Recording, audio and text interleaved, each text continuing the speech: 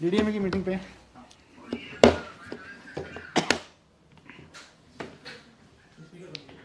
अरे यार रिंकू वो नोट पैड उठा के लाना फटाफट।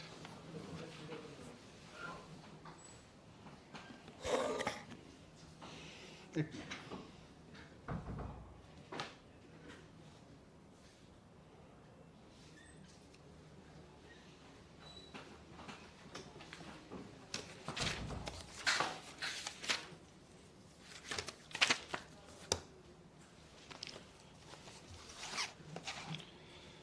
नमस्कार।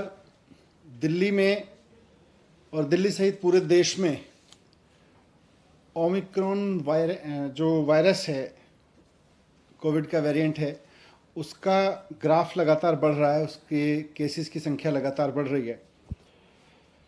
पर अच्छी बात यह है कि इंटरनेशनली जो ट्रेंड अभी तक देखने को मिले, उनसे हमने सबने बहुत कुछ सीखा देश में, और उससे ये भी समझ में आया कि ओमिक्रॉन कैसे बिहेव कर रहा है, उसका कैरेक्टर क्या है।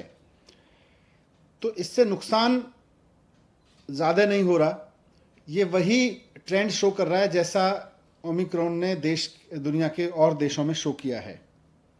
आज टोटल में देखें तो दिल्ली में इस समय करीब करीब पिछले 8-10 दिन में जो केसेस आए हैं, पॉजिटिव केसेस टोटल इस समय दिल्ली में करीब 11,000 हैं। अब उन 11,000 में से हॉस्पिटल में देखें तो करीब 350 केसेस हैं। उनमें से भी ऑक्सीजन पे देखें तो केवल 124 केस हैं।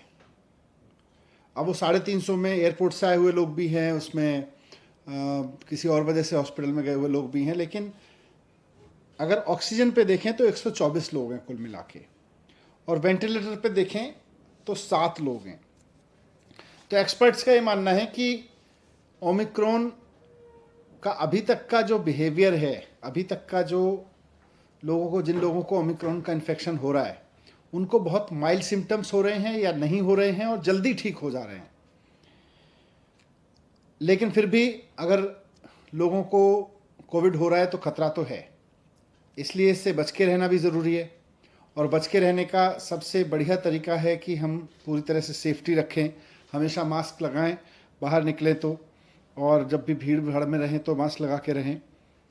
होम आइसोलेशन इसका सबसे बढ़िया सॉल्यूशन है कि अगर किसी को कोविड हो जाता है और कोई सिम्टम नहीं है तो सारे एक्सपर्ट्स का ये मानना है कि होम आइसोलेशन ही रहना चाहिए।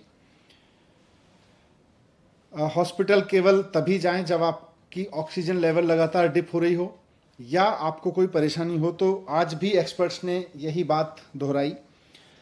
लेकिन बढ़ते हुए केसेस को देखते हुए सरकार भी इस बात को लेकर चिंतित है कि ये बहुत तेज़ी से ना फैले।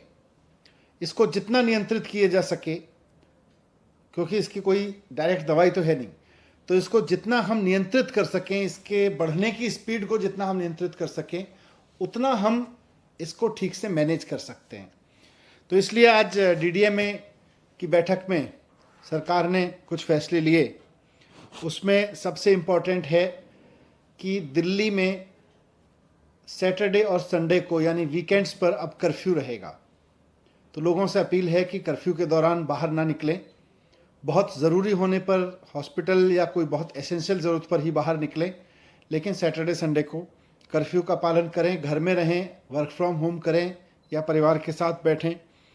दूसरा, केसेस ना बढ़ें, इसलिए ये भी फैसला लिया गया कि जितने भी गवर्नमेंट ऑफिसेज हैं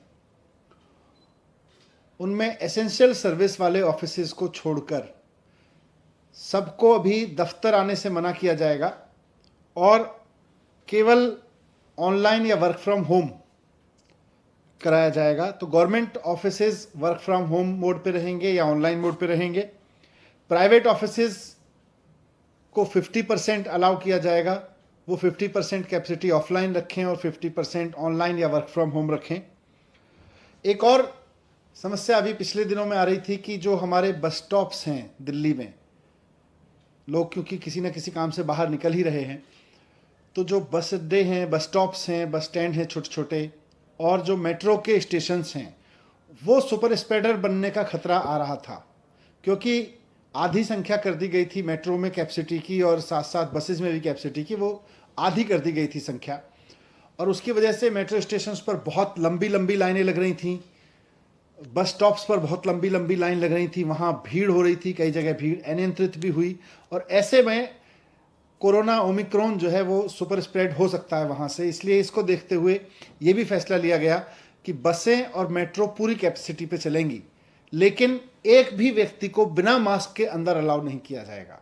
तो अगर आप बस में जा रहे हैं या मेट्रो में जा रहे हैं तो बिना मास्क के आपको किसी भी कीमत पर अलाउ नहीं किया जाएगा। ना सिर्फ चढ़ना बल्कि वहाँ यात्रा करना भी अलाउ नहीं होगा।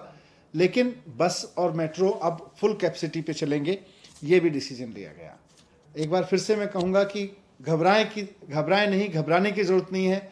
मास्क को एक हथियार बनाएं, साथ साथ बहुत ज़रूरी हो तभी घर से बाहर निकलें, और जब निकलें तो अगर मेट्रो या ट्रेन से बस से जा रहे हैं तो उसमें भी ध्यान रखें कि मास्क लगा के चलेंगे।